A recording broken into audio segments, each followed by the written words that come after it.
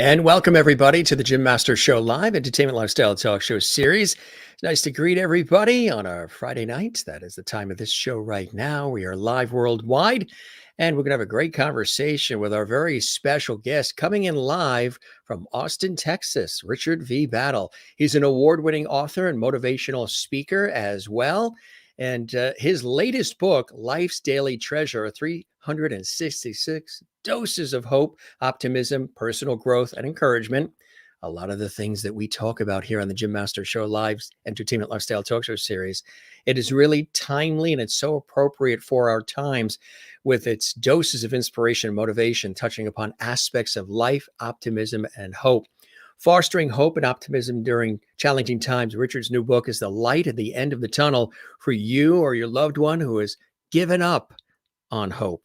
Every new book and every page and everything that he writes always has this wonderful nature to it that makes you feel good. This includes inspirational scripture, historic anniversaries, birthdays, national day celebrations, motivational quotes, and battles bullets for action that will lift your spirits and help set your course for the day. Life's Daily Treasure is the best investment you'll make in your life because you'll read it for all of your life. It'll restore your pride in America, reinforce your faith in God, inspire you to pursue your destiny, and confidently, that according to Richard, he's a celebrated author of 8 books, including the multiple award-winning books, Navigating Life's Journey, which you see on the screen there, Common Sense and Uncommon Times. He's been heard and seen on multiple television and radio shows across the United States, offering his trademark Texas straight talk and a common sense approach to today's toughest challenges. And media commentator, motivational speaker on leadership, sales, and faith for over 30 years. He's also served on several leading nonprofit organizations in an executive advisory role. And he's a regular guest, again, on a lot of stations and networks and is called upon for his commentary. And it is our honor and pleasure to welcome him to the show. We have lots of great comments that are coming in here live right now from our faithful audience, and we thank you for those. We're going to check in with our audience watching around the world, and we appreciate you guys for, again, sending all these comments coming your way, and keep them coming in. Don't forget, while you're here, we invite you to subscribe to our YouTube channel, which is Jim Masters TV. Click the notification bell so you never miss any of our episodes of our series, our entertainment lifestyle talk show series, where we're bringing back the Lost Art of Conversation. And give this episode and all the episodes that you enjoy of our series, there's like 600 of them you can watch. Give it a like. Yeah, thumbs up, like, and also leave a comment on our YouTube channel as well. Again, we'll check in with all those fabulous comments that are building up. We welcome you to the Jim Master Show Live. And let's welcome our very special guest, Richard V. Battle, joining us from Austin, Texas. Richard, welcome to the show. Jim, thank you so much for having me. You read that just like my mother wrote it. Your mother faxed it to us this morning. And we love her.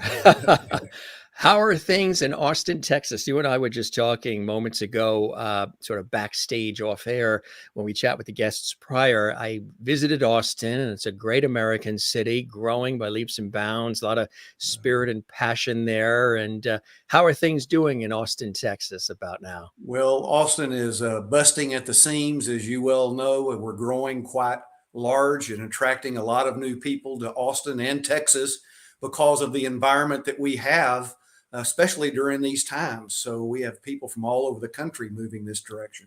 Yeah, that's it. I tell you, it's very prideful, I know. And what I love about the work that you do, which we talk about a lot here, is really foster hope and faith and inspiration, optimism. This is something that we're lacking big time right now. A lot of people are either giving up hope, or they're just so frustrated, or they're arguing and yelling, and nobody's really listening. And we talk a lot about how we need more empathy, more kindness, more coming together in so many different ways. But you also don't want to lose hope and lose that optimism. Yes. Where does that for you? Where does that come from? What is the source of inspiration early on in your life, whether it's family, other experiences and exposures you've had in your life, Richard, that really got you to understand what life's all about, and that positivity, positive energy, and optimism and hope are essentials in our world? Well, I've been very fortunate to have been successful in many different facets of life: volunteer work, civic work, business. I've also had a fine array of life's challenges who have given me the opportunity to see what happens when you get knocked down. And we've written about some of those. But I think that we all have the choice to make when we are suffering and we experience negativity of how we respond. And I love Viktor Frankl, who wrote Man's Search for Meaning because he'd been in the Nazi concentration camp in World War II. And he said that man's last freedom was to choose how to respond in any adversity. And that's so true. He found that the people who responded positively in the concentration camps survived at a much higher rate than the people who were negative. And I've seen this over my lifetime. People who are positive, regardless of their age, they're healthier, they're more energetic, they have more fun. And the people that are negative are sour all the time. They end up getting sick more often. They end up passing away earlier, it seems like. And so a positive attitude enables us to enjoy and fulfill our lives. So, what are some ideas for doing that when people feel so overwhelmed sometimes? Obviously, the last couple of years, there's been so much going on. It's been a whirlwind and it's affected us in a lot of different ways. And people are sort of, questioning their lives, their careers, what they want to do with the rest of their life, the next chapter. Um, when you have all of this coming at you, what are some steps, some methods that you've learned, Richard? Because you're, pun intended, right there in the battle on the front lines. So you've learned from life experiences, you've gained the wisdom. What are some things that you do to stay positive and cut through it all when it's just all coming at you? Because a lot of people, especially right now, feel extraordinarily just overwhelmed just by the volume of information that's coming our way. Well, let me give you two quick tips that I believe. One, our culture, our news media, and our politicians are determined to bring us down spiritually. They want to create a negativity in us. And I can see the difference in people who watch news 30 minutes or an hour a day versus people who leave their TV on the news all day long. The more you listen to current pop culture, the news, and politicians, the more negative you're going to be. The reason that I wrote Life's Daily Treasure, last year I was working on another project, and you're right, all the negative input that was coming in, I was looking for what would help me to have a positive attitude and help inspire me to go forward and accomplish something positive during the negative time.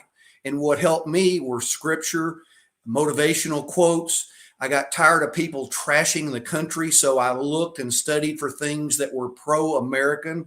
And so Life's Daily Treasure, each day, 366 days, there's 6 entries.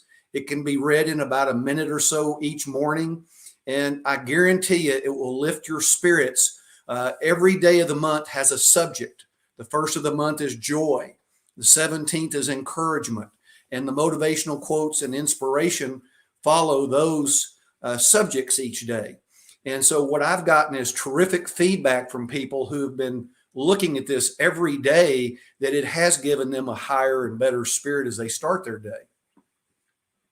Did you want to? I love the way you have that book laid out, because it's going to be something that is a reference. You're going to read it and then you're going to go Yes. back to it again and again and again to reconnect with that optimism and that positive energy. Do you want to share maybe a couple of things from the book for our live audience watching? Well, sure, I'd be happy to do that. I'm just going to grab on the 17th because I love encouragement. To me, encouragement is the greatest gift we can give anyone. It doesn't cost us anything, but we never know when we encourage someone how it may give them the spirit to go forward the next day. Jim Kelly, former Buffalo Bills quarterback who's gone through cancer 4 times, I think, said that in a quote, basically, that you never know when you may say the word that gives the person the inspiration to go to the next day. So, for example, I just picked July 17th. The listings, the inspirations, 2 Thessalonians 2:16, may our Lord Jesus himself, who loved us and by his grace gave us eternal encouragement and good hope. July 17th is National Peach Ice Cream Day. On 1861, the U.S. Congress authorized paper money. John Jacob Astor was born in 1763. The motivational quote, encouragement and words of kindness are gifts you can give that can be priceless, yet cost nothing. And my bullet was, everyone benefits when they are encouraged.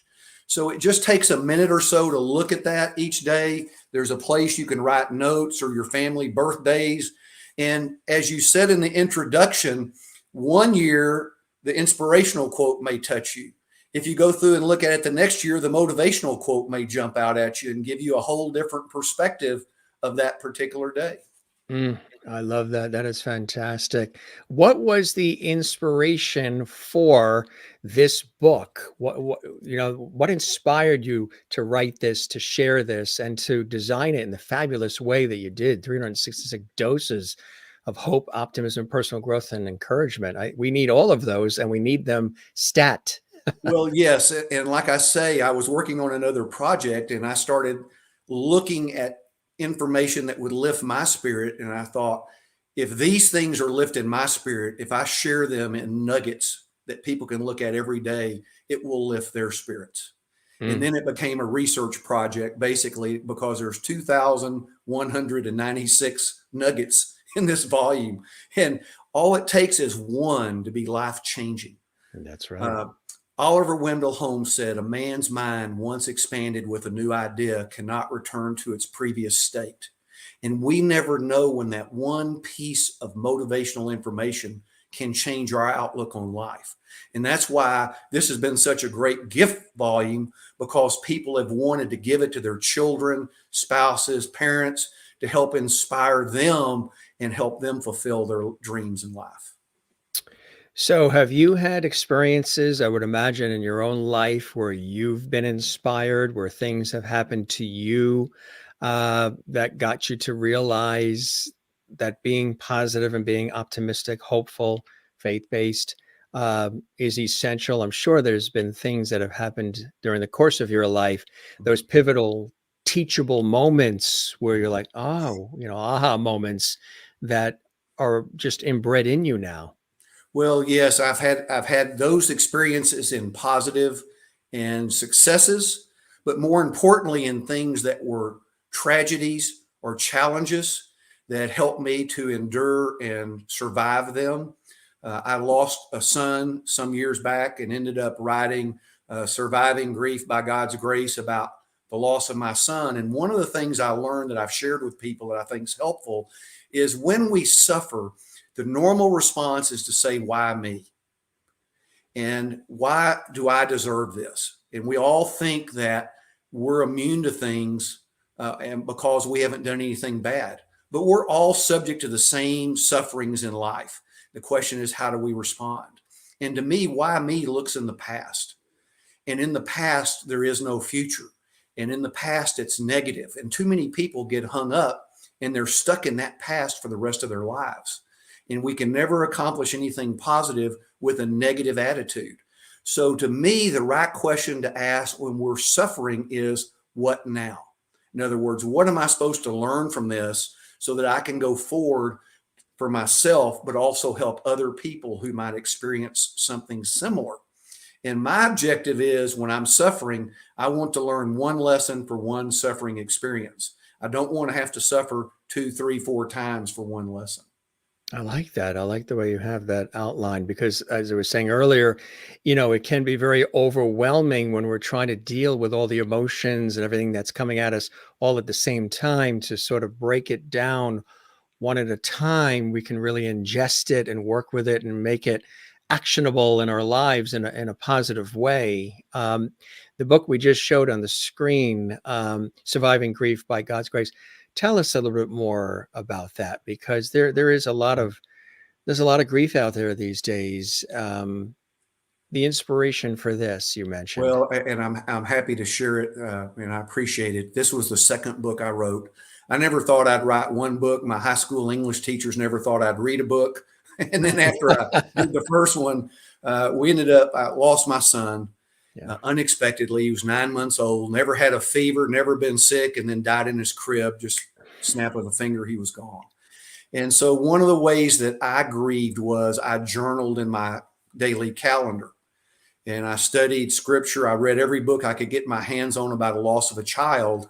And about 5 months later, some people in our church lost their son, and I shared my notes with them. And they said, you need to share this with other people. And this book has been out 20 years this year, and I still have people come up to me and they'll tell me how much it's touched them and helped them. And my son lived 9 months, but he is still impacting people today long after he's passed. And that, to me, the first lesson our pastor taught during the service for him was the impact of a life is more important than its length. And my son's length of life was 9 months, but he's been impacting people for over 20 years now. What an extraordinary way to look at it. It's it's very similar to something I heard recently, actually a couple of times now, that holds so true. It isn't, how when you see the birth date and then the date of the passing, you have the birth date, you have the date of death. It's the dash that they put in between that really matters. It's what you do in your life with the dash between your birth and your passing. The way that you live, the way you react, the people who you've had an opportunity to touch in your life. It's really all about that dash, isn't it? Well, and I tell people I don't grieve where my son is, I grieve where he isn't. But you make me want to tell another story based on what you're talking about impact.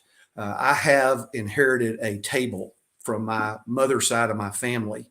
And my dad, when I was a kid, used to always, when he'd get his second piece of pie or something, he'd always say, what difference will it make 100 years from now? Well, I've inherited this table, and the story my mother always told me was that my great-great-grandmother, it was her table, she served cookies and milk to my great-grandmother as a teenager on this table, and her friends would come over, and my great-grandmother had a little autograph book, and her friends would write little inscriptions to her. Well, my great-grandmother lived till I was 9 years old, so I had a relationship with her. And so after my mother passed, I found a picture of my great-grandmother as a teenager, and I found that autograph book. And the autographs in that book are from 1884. And so the point is, when we say, what difference will it make 100 years from now? On that table, my great-great-grandmother gave life lessons to my great-grandmother, who gave them to my grandmother, who gave them to my mother, who gave them to me. Now I've given them to my daughter. So for nearly 150 years, life lessons have been shared on that table. And I would bet that a lot of your listeners have furniture or pieces like that too. And it shows that what we do today that seems inconsequential may have an effect over 100 years from now. Yes. We have a Yes. great opportunity to touch the future. I agree. Yes, there are even things here that are. I love family heirlooms. I love things that have a history and that have a story to tell, whether it's a chair or what have you, a lamp or just something where there's a lot of character to it, and it is something that it was loved and revered or created by others within the family. There's just something about that, and what a great idea to have kept that table. You still have the table? You Yes, I said? have the table and I have a plexiglass cover over it, and I have the autograph book and the picture and other family mementos on it. Maureen, who was a nurse who recently retired in Arizona, says, I need that book in my life. Yes, Sherry Larson in Kansas, USA says, I believe in encouragement. I've seen it help someone get through their day. Wish more people would be more encouraging. Why do you think they're not? Well, I think people are beat down a lot. But when I speak to people, I challenge them, try to encourage one person every day. and you'll be amazed at what comes back to you. Because when you give someone a positive encouragement, you will bond closer to that person. And our relationships are so important. And we want to be around positive, encouraging people, not negative people. Because when we're around negative people, we get the negativity. We're around positive people, they lift us up. And in turn, a lot of times we'll lift them. And it's just us, it's just reinvigorating to both sides. Yes, absolutely right. Absolutely right. Um, we're going to go back to the new book, but there's others here that, I mean, you have quite the collection. Congratulations. Well, You thank you. you you never thought you were going to be doing this, and look what it, once you get one going, it becomes you're really enjoying the writing process, aren't you? Well, I like to speak better. And so everything I write is from a conversational standpoint. Yeah, which is what I And like. it's Yeah. very much written for the everyday person. It's not for an Yes. academic, it's a conversational. And in some of the books, the chapters are specifically written 800 to 1,000 words, like a newspaper column. So they're very easy to read. It doesn't take you long each day, and you can get some nuggets out of them to help you. And that's my whole objective. And I've told people, if no one but my daughter and her future children read what I've done 50 years from now, it'll be a success, because that's what I'm trying to do, is give positive messages based on my life experiences and things I've studied about others. It's a beautiful thing. One of the other books, too, that we mentioned in the open, Navigating Life's Journey, Common Sense in Uncommon Times. I mean, when was this written? This was released in 2020. This was my 2020 book. So you It's over. really, yeah, you sort of had a vision, very intuitive. Well, yes. Tell And us about this. well, there's 40 chapters, and each chapter is 800 to 1,000 words. They're all independent. So the book does not have to be read front to back. You can look through the table of contents and see something appealing and read any chapter in any sequence. And I'll give you one example, and that is where I ask the question, who will see you as their Lone Ranger? And Mm, I wrote about and had an experience, an unwelcome opportunity, where when I had to get a second heart stent, they couldn't do it at my local hospital, and they had to take me to another hospital.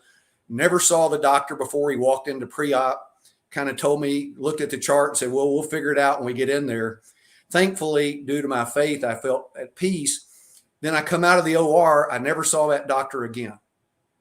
And I got to thinking about it, that he reminded me of the Lone Ranger from the old TV show or yes, the movie, because he did three things like the Lone Ranger. He showed up right. when somebody had a need, he took Yes. care of it, and he left before he was thanked. That happens a lot. You see when there's somebody that rescues a baby or helps somebody during a car accident or whatever, and then they look for that person. Sometimes they meet him 30 years later, but they look for the person who saved the situation. Um, that's just that's beautiful, isn't Well, it? and I like to challenge people, okay, who will see you as their Lone Ranger? Because Right. we all have opportunities during our lives where we'll encounter people that we can help, largely or small, but any positive help for that person is good and may make a big difference. And so when we get in the mindset to think like a Lone Ranger, then we will execute and live like a Lone Ranger, and there's no telling who we can help. So this book here, again, Navigating Life's Journey, Common Sense in Uncommon Times. Share a little bit about it, what people can expect when they read this one. Because again, Well, this and another audience is thing, proactive. They're going to jump for these immediately. another thing that I put in here, when I wrote Surviving Grief by God's Grace, I inserted an appendix, because when my son was born, I was an older father. I was already in my 40s, and I was afraid that I might pass before I could teach him life. Hmm. And so I wrote him a letter. And unfortunately, he passed before I could teach him any of that. And I reprinted that letter in Navigating Life's Journey. It's got 43 points in there that I taught him. And when I published this at medium.com, it went off the charts, people looking at this, because it's all positive things you can teach your children. And it's called the Dear John Message That Will Lift Every Heart, Mm. because his name was John. Yeah. And we all know what Dear John letters meant, but this is a Yeah. different twist on that. And Yeah. so this is in there. And again, it's positive things that parents can read, teach their children to try to help their children grow up and be better people and have better dreams. Here's another, the four-letter word that builds character. Tell us about that one. Well, that was that's I number thought three. host was the word. That was number three. And when I was publicizing Surviving Grief by God's Grace and doing a lot of radio and TV, trying to do testimony about that, I had to take a Dale Carnegie course for my business. And they asked for a homework assignment for the next week. What one lesson did you learn from your first job? Well, I went home and I started thinking about these lifelong lessons I learned as an 11-year-old paperboy. But as an 11-year-old, you don't think about lessons. And so I wrote down 14 lessons on a piece of paper and stuck it in my desk drawer. 4 years later, I pulled that piece of paper out and wrote this book. And the four-letter word that builds character is work, because these 14 lessons are things I learned as an 11-year-old paperboy that impacted my work life my entire career. And we as a society today, we restrict children working versus previous generations. And there are life lessons in character building and things that we can do for them beyond whatever they're making minimum wage or whatever it is. Those things are life-changing in a positive way. And we have that opportunity to do that for our children. You were also an 11-year-old paperboy, so was I. Yeah. Had to collect 70 cents every week. That's right. That's exactly right. That was a character builder by itself. Yes, mowing the lawn and painting the ceilings and washing the cars and all the things that we did, and door to door with the Boy Scouts and Cub Scouts, door to door selling greeting cards so we can go on our camping trips, and a lot of rock candy and peanut brittle. Yeah, and see today, I'm amazed when I see young people who graduate college and have never worked. It is the saddest thing, because they may think they escaped that, but they have been penalized. Right. There is something about, and we've talked about it with some guests here on the show. I still I still believe in the farm system, where you start out here, you earn your keep, you get rewarded, and then you move on to the next level, and to the next level, you're going up. I know the world doesn't necessarily operate in that fashion anymore. Everybody wants quick overnight successes. Yes. But still, there is something when I look back and I pull out my scrapbooks of my broadcasting career, and I read the letters that people have written. I look at the photos. I pull out tapes of work, and I just go back in time to remind myself, especially on crazy days, of the work put in, the time, the people I've met, the projects I've had an opportunity to be a part of. There's something very rich about that. Even when I go all the way back to the very beginning, right out of school, when you're or interning, when you're just doing what you have to do just to get in, just to break in. I look back at all of that fondly. Yes. And one of the chapters in the four-letter word is the benefits of deferred gratification. And my dad used to identify certain people as being a mile wide and an inch deep. And that's what I think people who get fame too easily and too quickly are generally, because yes, they have the fame and the reputation, but they don't have the depth and the breadth of the experiences that other people who've had it tougher coming up do. And the people that have had it tougher usually are more successfully long-term because of that breadth and depth of experience. So what do you say to folks who say, well, I don't need to do that because, I'll just do something quick, I'll do a TikTok video and I'll be a millionaire in 5 minutes, jumping off my roof backwards or something. You know what I mean? It's that whole sort of mentality now. Yes. And I think what I would try to explain to someone is, yes, you can do that, but you are depriving yourself of substance that can help you have a much bigger impact long term. You can do the sensationalism and things that are flashy. I go in and put things on social media, and I'll get a handful of likes or something, and some young lady will be on there half dressed and she'll get 1 million hits. So that life's not fair. But I think that trying to do something of substance is much better and more rewarding and more impactful than maybe me unbuttoning my shirt halfway down or something. That's it, right? And with social media and elsewhere, what you do is there forever. Yes, It does yes, not go away. yes. One of the biggest lies in the world is what happens in Vegas stays in Stacy, Vegas. yeah, now it's the social media. I am particularly partial to this one because of the title, The Masters Sales Secrets 44 Strategies for Sensational Sales Success. Now, this takes us into an interesting direction too. Tell us about this as well, Richard. Well, my career was in sales and executive sales management for 40 years, all missionary type products in vending industries and different things like that. And my plan when I left the corporate world was this was going to be the first of 3 volumes in sales. And then I got kind of detoured with the issues and unwelcome opportunity. But this volume is basically 44, like I say, strategies. There's individual chapters, strategies that people can read. They're generic enough. You can use them in a lot of industries. And I'm just now also tied to my website, have an introductory online self-paced sales course that's based on this book as well, that will help people without any sales experience to kind of get a good foundation as they start their career. Did you enjoy that?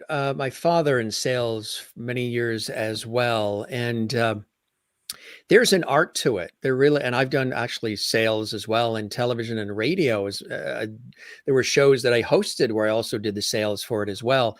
There is something. It's demanding. It's competitive. It's constant. It's almost like being on call like a doctor sometimes. However, there's just something incredible about it as far as the people that you meet and the art of persuasion and believing in what you're selling. And people, my father has always said that oftentimes people aren't necessarily just buying the product, the item, they're buying you too. They're buying Absolutely. you and what you're presenting, and whether you're using levity, warm conversation, whatever it may be, a good, and some people don't realize yeah, they might want to go in and get that refrigerator, but they're also buying the person per se as much as they are that refrigerator. And that's a whole skill set, isn't it?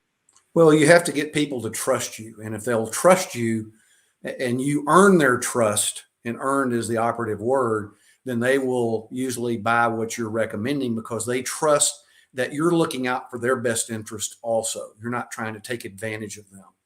And yes, I enjoyed that career, spent many years in it, fond memories, very successful. And the reason I left was not because I didn't enjoy it, but because I wanted to do more in life and impact people in more ways than that particular facet of my life let me do. Right. Exactly right. Yeah, more inspirational. Well, we are experiencing this great resignation where a lot of people are electing to move on from whatever they've been doing and take on work, I guess, that maybe speaks more to them, maybe that allows them to have a little more time with the family, or maybe inspires other people. It's quite a thing that people are looking in the mirror and coming up with these ideas as a result of everything happening. How do you feel about all that? Well, I think there's 2 aspects of it. I think you have some people who are totally changing their professions because of this, and they're viewing new ideas and new opportunities compared to what they did before. And I think that's exhilarating. On the other hand, I think you have some people who may leave a company and then go take a job in the exact same field. And my experience is usually people don't quit companies, they quit managers. And you have different capabilities of management. And in times when people cannot find jobs, they have to suffer under poor management. And when times get better, then they flee those bad managers.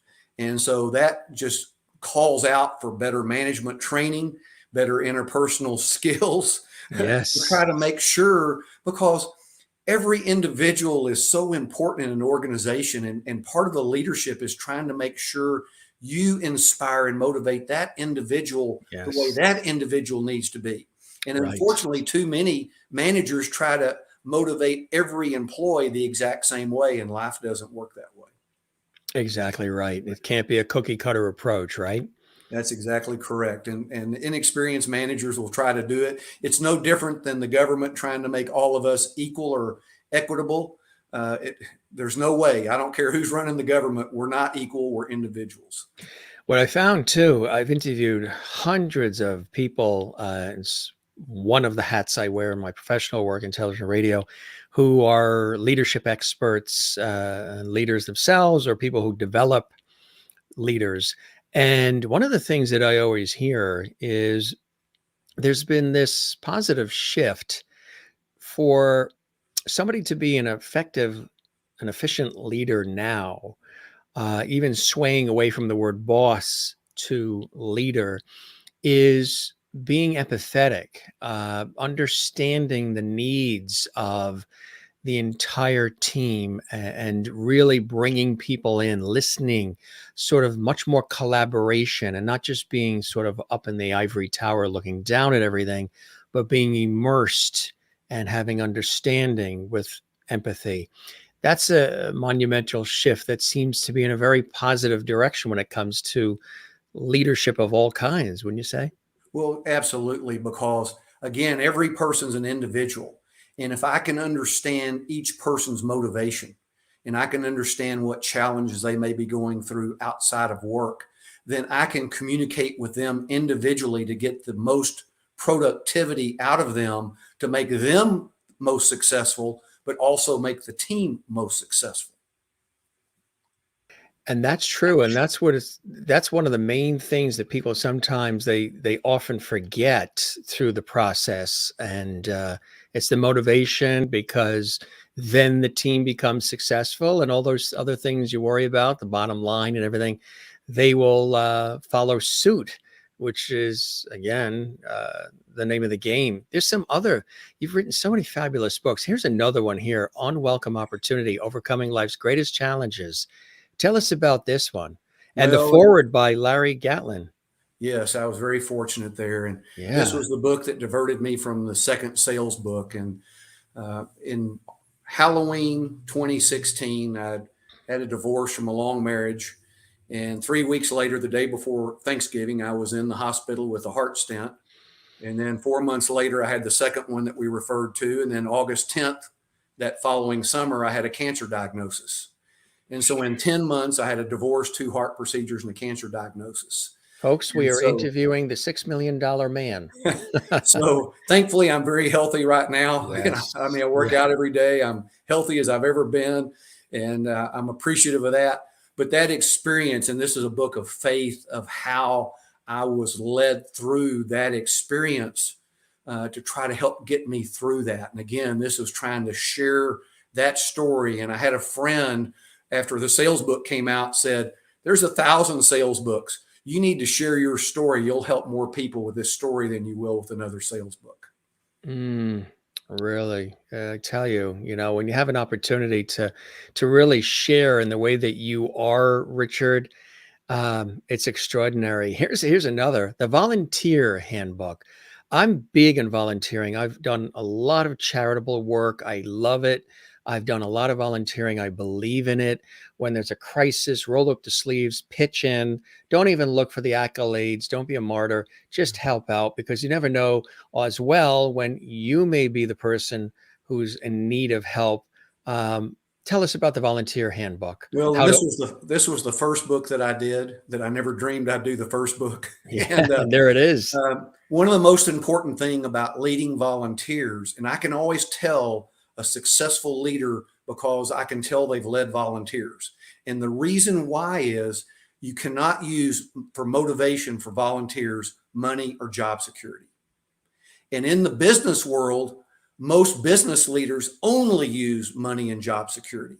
So in the Right. volunteer world, you have to learn all of the other reasons that people are there and find out what their button is and motivate them with that button.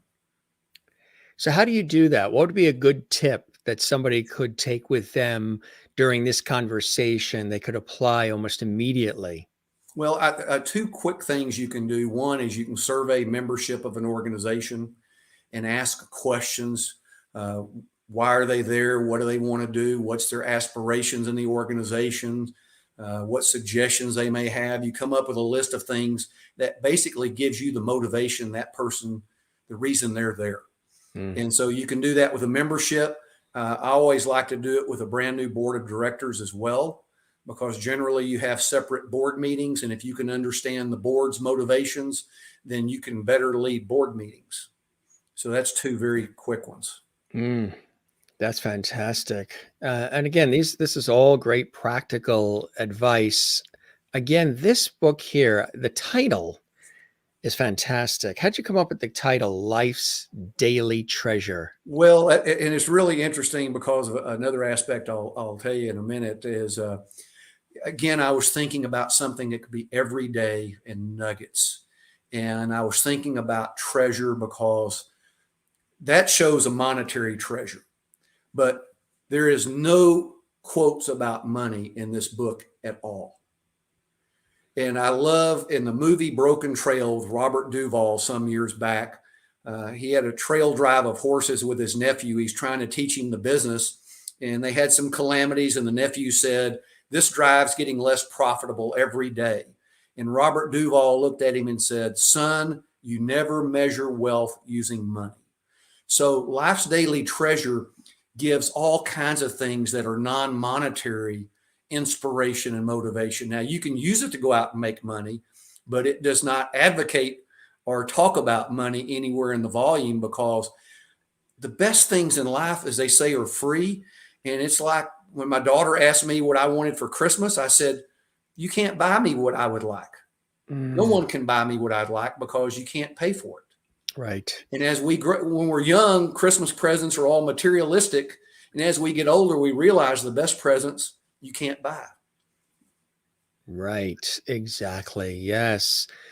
And, what are some teachable moments for you? I've been asking some of the guests this. How have you stayed creative, connected, collaborative, and semi-sane through all this craziness we've been experiencing? What are some of the teachable moments during this situation of the economy, the pandemic, the social unrest, all these things that have been happening at once that, impact different people at different levels, but generally touches all our lives? What are some things Richard has learned about himself during all of this? Because you seem to be very similar to the way I think about things. You're a great observer of life. You absorb a lot of it. It sounds like you were doing that even when you were a kid. You just observed things, paid attention, listened, and you're curious. So with something like with what we've all been, going through, what are some things that you have learned along the way? Well, let me give you a two-part answer. The first part's generic. I believe, especially during the pandemic, there's been two responses. The first group hunkers down and waits for it to be over with. And they'll binge watch TV, eat, drink, do all kinds of things like that. The second group is learning, growing, preparing. They're looking for and taking advantage of opportunities that other people have passed up. And when it's all over with, the first group's going to wonder how they got leapfrogged by the second group. And so when this all started, I was on the cusp and had a lot of in-person speeches prepared and ready to deliver, and they all got canceled. And so my pivot was to change, to do more writing, to do more radio and TV, to look for venues that I could impact during this pandemic positively. And so, yes, I've been a person my whole life. I love to read. I love to study. I like to look at things and think about them. And so what will happen is I'll be sitting there and one thing will come up, and then out of my far reaches of my mind, there'll be two or three examples of something I may have read or saw 20, 30 years ago that will all tie together into something that can be a timeless idea. I love that. Jen Barry's watching in Pennsylvania. She says, "Richard, keep warrior strong. I have a thyroid, throat cancer, ultrasound January 17th, hopefully still in remission. Warriors on." I get it. She gets what you're saying. God bless you, Jen. Yeah, when health comes into play, sometimes that can really be something that can also be an overwhelm. Juanita, watching in South Africa, Richard, you give great advice. What is the best piece of advice you ever got? Oh, wow. When I was a little kid, my dad would push me, and he was a pretty strong man. And he'd push me to do something, and I'd say, I can't do it. And the first thing he'd always say to me is, can't never did anything. And so anytime I got the idea to say can't, that always came back in my head. And have I succeeded at everything? No. But I've always had more courage and confidence to attempt it because I knew if I said I couldn't, I was already defeated. So, right, exactly. Don't shoot the plane. I always say, don't shoot the plane down before it has a chance to even take off. Yeah. Because a lot of people, the naysayers, the negative Nelly type people just do that often. And sometimes that can be, it can take your train off the track. So you have to search for clarity and focus, right? You have to, when all that negativity is coming in, you got to filter through it and just keep doing you, what's in your heart, what's in your soul. Just keep doing you. Have there been times where you've been overwhelmed and well, just some of the things you've described, there's a lot, but times where you paused and said, I'm not going to continue? Or were you always calling upon your faith, etc., to get you through?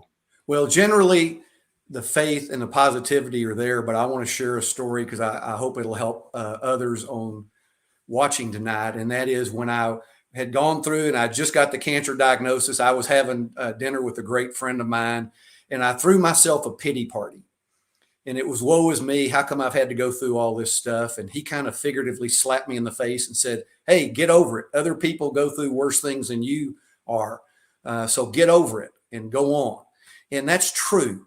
No matter how bad we've got it, other people have had it worse. When I lost my son, I was serving in the Guard, and one of my fellow troopers had lost 3 children in a house fire in one night. And so we can always find somebody who has it worse off than we do if we look that way. And so what I found out through the pity party is when I think about myself, our tendency based on our culture is to think about what we don't have. I don't have enough money. I don't have good enough looks. I don't have all these things. But when we focus on other people and how we can help them, we forget what we're going through and we think of the positivity that we can give someone else. And that can change our attitude very quickly. How do you start your day? When you wake up, are you thanking above for the fact that your eyes have opened and the day is a gift for you? Well, absolutely. I think the Lord above, when I get up, I say a prayer. I'm grateful to start the day. When I was in the business world, I would have a set of goals for that day and I was headlong to them. Now I'll have things I want to get done, but at the end of the day, when I'm thankful for the day, I'm amazed at how many things that I've been able to get done that I never thought of at the start of the day beyond what I thought I was going to do. And the inspiration and my ability to adjust to try to do some of those things, whereas before I might not have. It's very humbling, in my opinion, when I can look back and see things and you go, wow, I can't believe that got done today. Absolutely. Yes. Just always trying to give thanks, gratitude. It's interesting. They talk about empathy and they talk about gratitude now, like they're in vogue. They're popular words, they're popular things to do. Let's join the empathy and gratitude train. But I've always thought that way. It's to me, it's not like a new thing to add into my day. Yeah. I've always been, very grateful. And I've always, held the door for somebody at the post office. I've always said, my pleasure as opposed to just no problem. I've always tried to do what I can to, lighten the load for others and make the world a better place.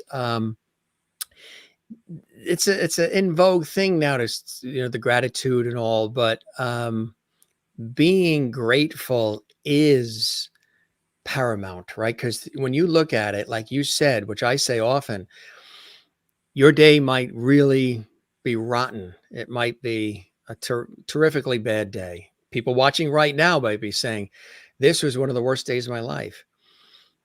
And yet there are people out there probably having it maybe even a little worse. Not that that comforts you, but to know that if you are aggravated because your cell phone isn't charging up fast enough, there's somebody right now that 10 minutes ago was not in a wheelchair and now they are due to an Yeah. accident or Yeah. something that happened. And sometimes we sweat the small stuff way more than we should, right? Yes. Yes. Especially younger people who've not been through as many of life's challenges yet. And I had someone last year, when they were talking about the COVID year, and they'd say, gosh, can it get any worse? And I told them, hey, I've had more than one year that's been worse than the COVID year. And one of the stories I like to share is about the siege at Leningrad in World War II, which is now St. Petersburg. And the Germans encircled the city in December of 41 for 872 days. And 800,000 to 1 million civilians died of starvation or disease. It was so bad that when your family member died, you put their body out on the street like your trash can, and horse-drawn wagons would come by and pick the bodies up to put into mass graves. But yet that city survived. Not everybody, but that city survived at St. Petersburg now, and it thrives today because the people that went through that endured and overcame it. See, that's the key. That's the key, is to endure and learn from it too. Yes. Learn Yes. from these lessons. Kathleen Walker in New York City says, I love helping people. I can't stand people trying to bring others down. I try to always be there for support. And Kathleen's gone through a lot lately, the loss of her mother and others in the family. I do try to, it's funny. I was going to say at first, I try to steer clear of people that are negative and try to bring others down.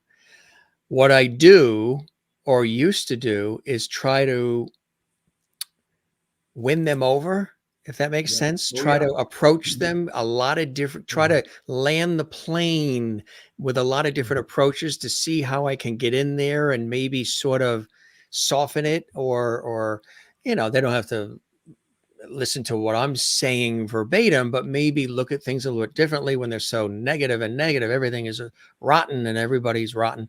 So sometimes I've always tried to see, I find it a challenge. I've always found that a challenge to go in there. But then I've had people say, look, that's how that person was brought up.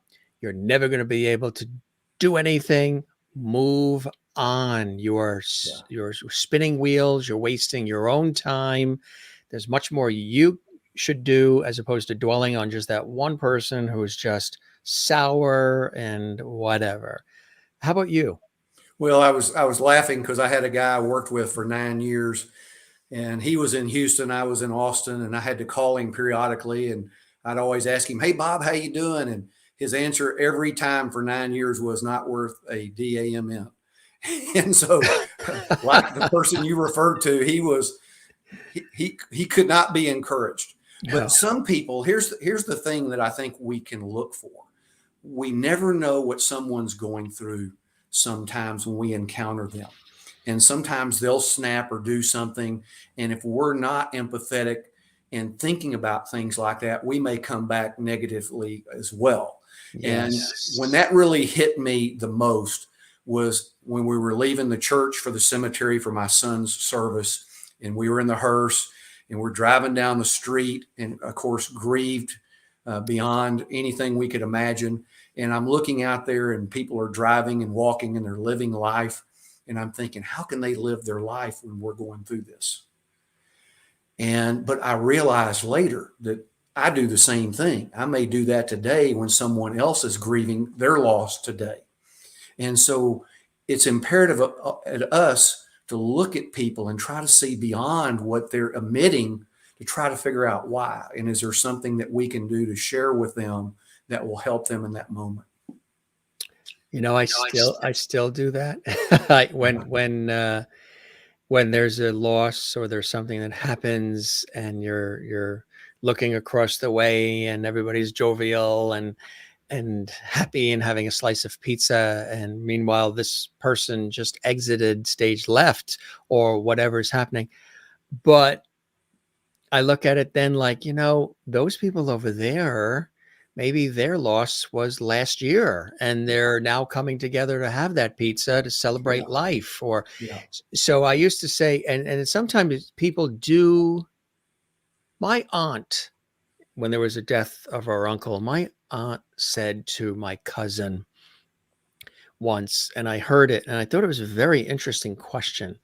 Um, she was in her late 70s, early 80s at the time. And she said to him, in talking about, there was a succession of various losses that happened, huge family. She goes to him, Wayne, would it have been better to have not loved so many? The family is very big, and we're all involved in our lives, and everybody goes to every wedding and birthday, and they're celebrating it on the phone. And it's not that you just see them like once every 10 years. There's a lot of involvement. First day of school, everybody there. So she was asking him whether or not it was better to have loved deeply so many, or to have not, meaning that when the losses happen, when there's pain, the pain would be softer and easier because there wasn't as much love given and all these relatives and all these people. And he said to her, which I agree with, you wouldn't have wanted it any other way than to have been so involved in everybody's lives and all the love and all the family gatherings and all the different things. You wouldn't have wanted it where it was greatly reduced. Well, yes. And if you're not a person of faith and you only believe that this lifetime's all we have, then yes, when you lose those people, they're gone forever. But if you're a person of faith and if you believe in an eternity, in a heaven, then you believe you're going to see those people again. So it's a momentary departure, if you will, and that relationship will continue beyond this lifetime. And so then you're better off for all that love you gave and all the people you had relationships with, because you will rejoin them. And that's the faith that I believe in. And so that's an encouragement, because it gives us reason to be better here, because it'll make us better there. Absolutely. Jane is watching in Sweden live with our international audience. You get encouragement, positivity, you hear it. Jane sometimes asks questions like this. She says, you get encouragement, you get positivity, you hear it, but you can't take it in yourself. What then? What is their hope? What is the hope then? If you hear, be positive, you can do it, but you just, some reason, can't seem to start that engine and really absorb it for yourself, she asks there in Sweden. Yeah, and I think that's a challenging question. My thought is what perspective of life are you looking at? And again, the world wants us to look at today, and then they want to give us this negativity. Whereas if we can look at what we want to accomplish over a lifetime, and if we have faith that there is beyond this lifetime, then the things we do, we can look at with a different calculus. And we can look at thinking of a different impact because of a different time frame. And if I only lived for what I got done today, it would be a much more hopeless feeling, because if I didn't do anything good today, then I would be very negative. But if I'm looking long term, even if I don't do a whole lot today, I can put it in a bigger time perspective, if you will. And the analogy I use would be, if you watch the stock market, If you just look at today and the market goes down, it'll give you a negative attitude. But if you put today's results in a chart over weeks, months, years, then that one day's losses are minuscule compared to what happened over a longer period of time. And so I think by doing that, it would give a different perspective and opportunity. So sort of looking at the big picture in a way, Yeah, as exactly. opposed to just the moment. Because if Yeah, you look at because just the moment, the stock you would need to buy is Tums. well, yes, and just because it's too easy in the short term to fall short and feel like a failure. But just Yes. because you don't get something done today, you may get it done tomorrow. But if you're measuring it today, you're a failure. If you measure it tomorrow, you're a success. Yeah, And and so if that's we too just much. change that parameter in how we look at things, then we can look at it differently. It's kind of like the old joke about how does the mouse eat the elephant? One bite at a time. And if you take the one bite, you're not a success. But if you keep taking bite after bite after bite, you will be a success. Yes, absolutely. Maureen says happiness is an inside job, and some people choose not to look within themselves to find it. I still do what I can to be kind because positive interaction might be just what they need in that moment. And Yes. she's just retired from being a nurse in Mm. Arizona. So she knows, Oh, yeah. bedside manner, kindness, empathy, all of those things that you need to have in an industry like that. But why not just have it in life, right? Well, yes, I think life's much more enjoyable if we're around positive people, encouraging each other, helping each other, sharing ideas. Uh, the only person we should measure ourselves against is who we were yesterday. And again, Yes. our world wants to make us envious of our neighbors that have better cars, bigger houses, Keep up with the faster clothes, Kardashians. all of these things. The world wants to depress us and make us feel like losers. And if we go forward and just look at, hey, today I'm better than I was yesterday. And if I get better tomorrow, I'll be better than I am today. And if we do it that way, it's a very simple thing. And we just keep going forward and we never know where we'll end. And one of the lessons that I learned that I wrote about is it's never too late to make a difference. And so Hmm. when my daughter was 7, we were looking for a good TV show for her. And we found Little House on the Prairie, which I'd never seen. And so we started watching it, and she would watch the little girl. And when I saw the little girl, I saw her like my great grandmother that we talked about earlier, because Laura Ingalls Wilder was a year older than my great grandmother. So that's how I envisioned her. Well, I started reading about Laura Ingalls Wilder, and I always thought she wrote those books as a diary as a little kid. Well, she didn't. After her husband died, as she wrote magazine articles, her daughter begged her to write a book about her experience as a child. She did not publish her first book till she was 65. She Hmm. published her ninth and last book when she was 76. She died at 90 years old. 17 years after she died is when the TV show came out. So Yes. she couldn't even conceive all of the impact of her telling those stories. So none of us know the impact we may make in any given area. It's just up to us to try to do the best we can every day to make an impact. If your daughter's a fan of Little House on the Prairie, certainly let her know that some of our previous guests on the Jim Master Show Live have included Karen Grassley, who played Ma, Yeah. and Allison Arngrim, who Yeah. played negative Nellie Yeah. Olson. Yeah. Yes. Yes. And we've had guests from the Waltons as well. And what are some of your favorite things to do? What do we talk a lot about finding our Zen place. We're in a very fast-paced, technologically driven world where everything is now, do it now, quick, quick buck, quick this, quick laugh, quick everything, quick gratification. What does Richard do to find Zen? Where do you, we're here on the coast. So for me, the ocean is a huge thing, swimming, surfing, being in it, being near it because of the rhythm of the tide and just the fact that it's larger than me. I do like to celebrate things that are larger than myself and pay homage to it and respect to it. How about for you? Where's your Zen? Well, I think there's several things. I love the Texas Hill Country, which I live on the eastern edge of, and it's a very peaceful and beautiful area of the state. And too many people have discovered it lately, but that's a great place. And I love to work out and play softball and golf and do different things that can keep me active.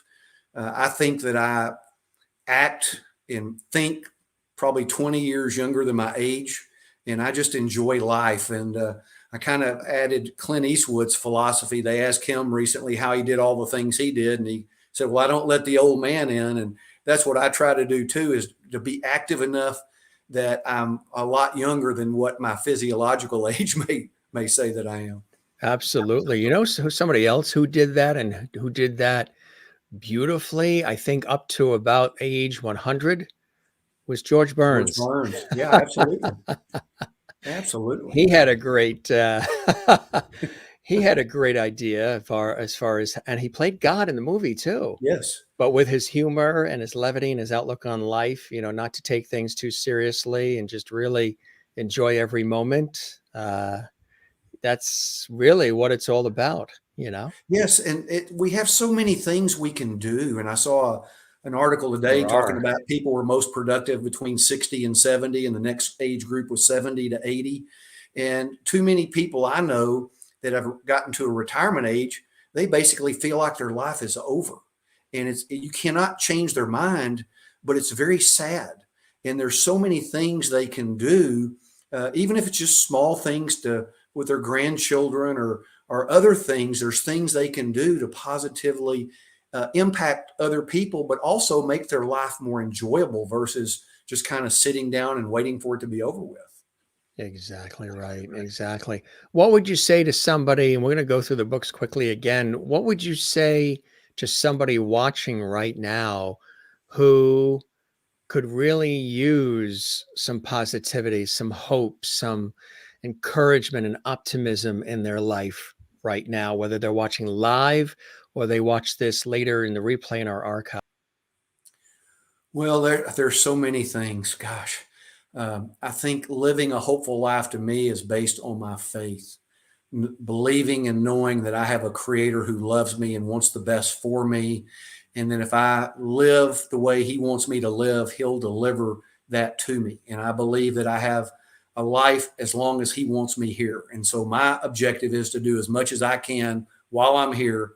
Um, and he can call me at any time, but while I'm here, I'm trying to do as much as I can. So that's the hope I live under, because of that faith. And never give up on yourself, right? A lot of people give up on themselves. Yes. Well, my motto is aim high, work hard, and never quit. Mm. Kathleen says, and I love that motto. I need your book about grief. Sometimes you just need help. Well, And that's it's the reason we did it. And and I tell people, some people think reaching out for help is a sign of weakness or no, vulnerability. no. It's actually the sign of strength. You Yes. are investing in yourself. It's one of the greatest things you can do is to reach out. And that's something that I think, as time marches on, in the earlier years, we all have to learn. Oh, I got it. Don't worry about it. Oh, I got this. Sometimes you don't. And rather than sinking or pulling the shades down or hiding under a rock, reaching out and asking for help is one of the most greatest things you can do for yourself, right? Well, I think lifelong learning every day that we live is important. And as I'd mentioned earlier, I read every book I could get my hands on, Christian book about loss of a child, before I wrote this one. And there were things I didn't see that I experienced. And that's what I was trying to share. And there are about 44 scriptural quotes that helped me. And then there's 12 kind of lessons with the text around them as well. And it's a short little book, but it's very impactful, and like it helped me as I was writing it. And like I say, I've had so many people that have said it's been helpful to them, and that just adds impact to my son's life. Absolutely. Yes, absolutely. Surviving grief by God's grace and unwelcome opportunity, overcoming life's greatest challenges, the Volunteer Handbook as well.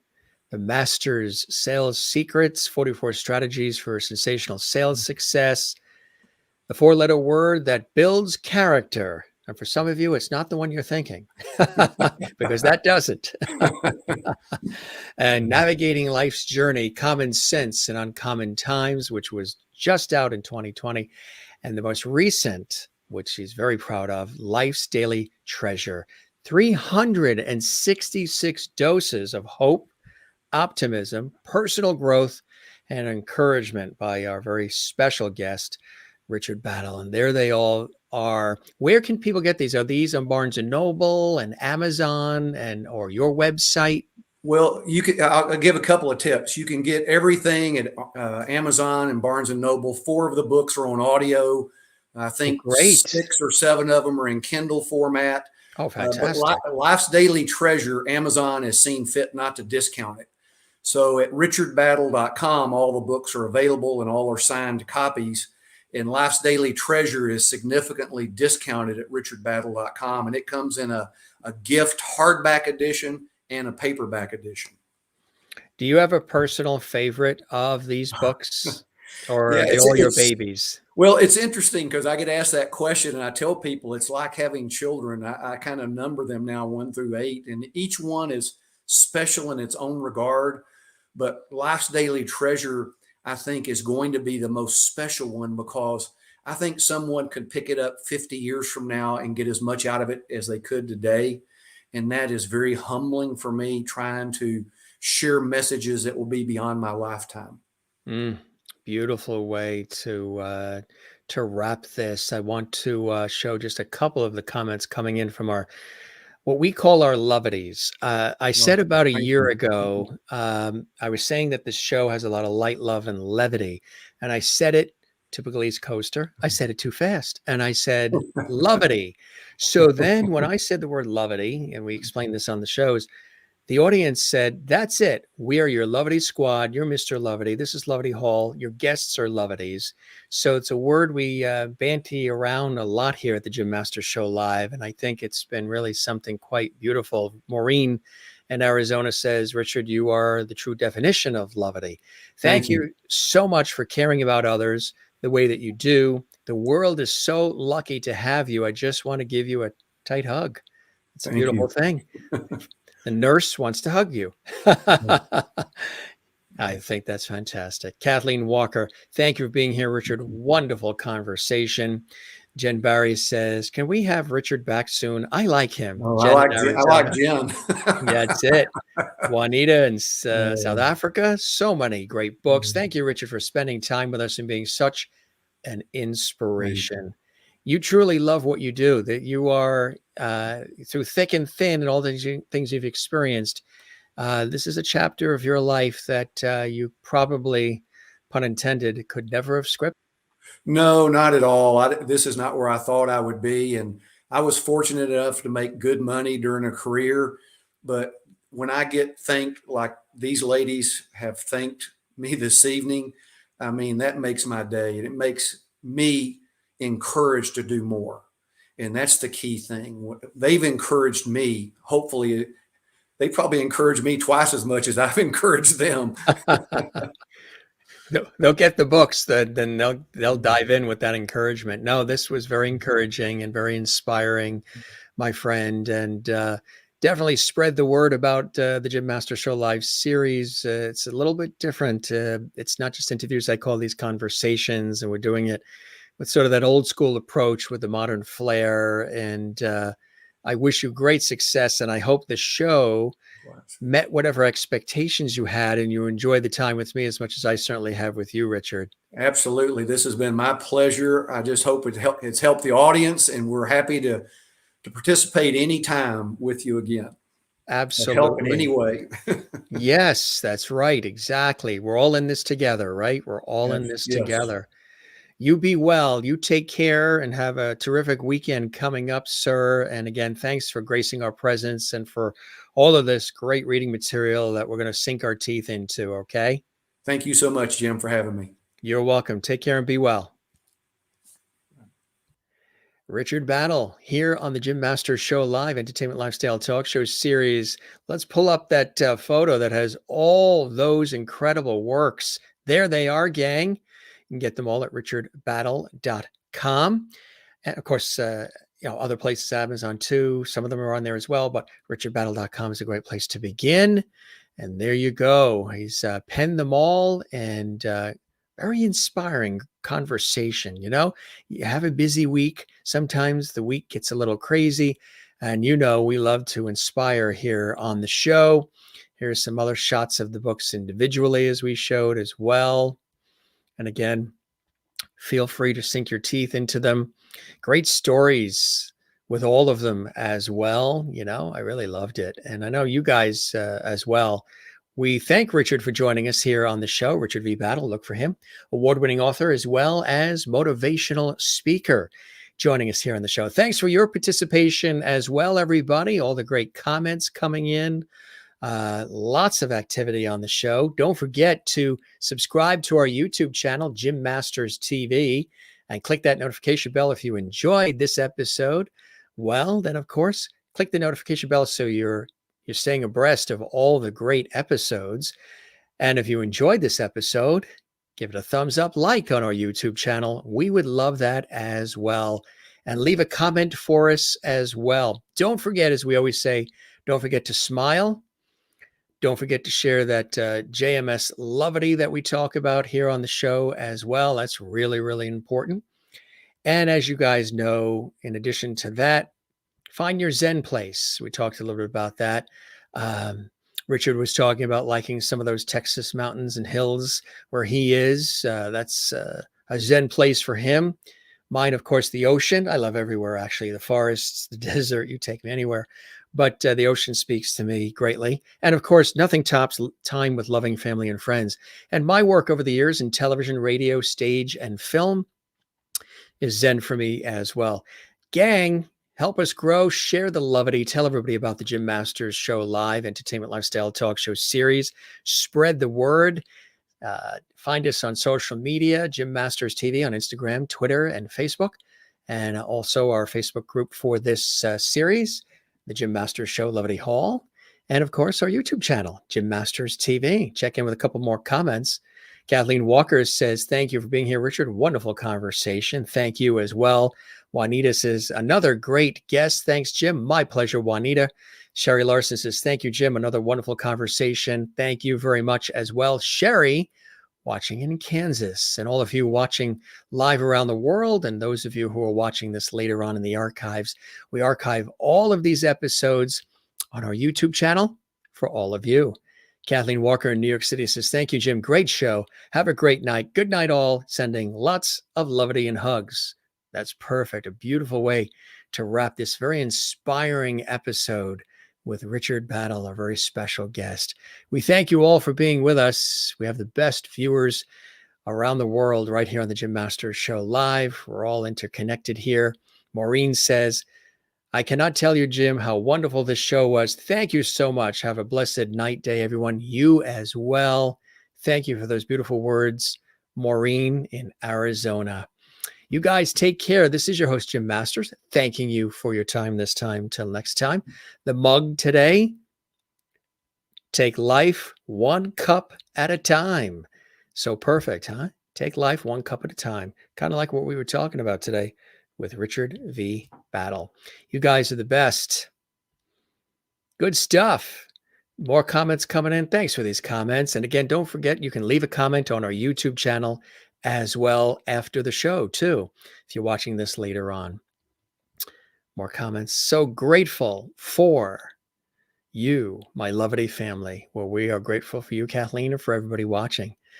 Thanks for your time. We appreciate it. You guys be well. Take care of one another. We love you all, and we'll see you on the next episode of the Jim Masters Show Live Entertainment Lifestyle Talk Show series. Don't forget, you can binge watch. You can go back in time and see something like 600 episodes or so of our show. That's 600 episodes or so of our show. Or as Ed Sullivan would say, our shoe. Juanita says, Levity rocks. Yes, it does. Yes, it does. You guys are the best. We'll see you soon, okay? Thanks for watching this episode of the Jim Masters Show Live. Take care. Be well. Cheers.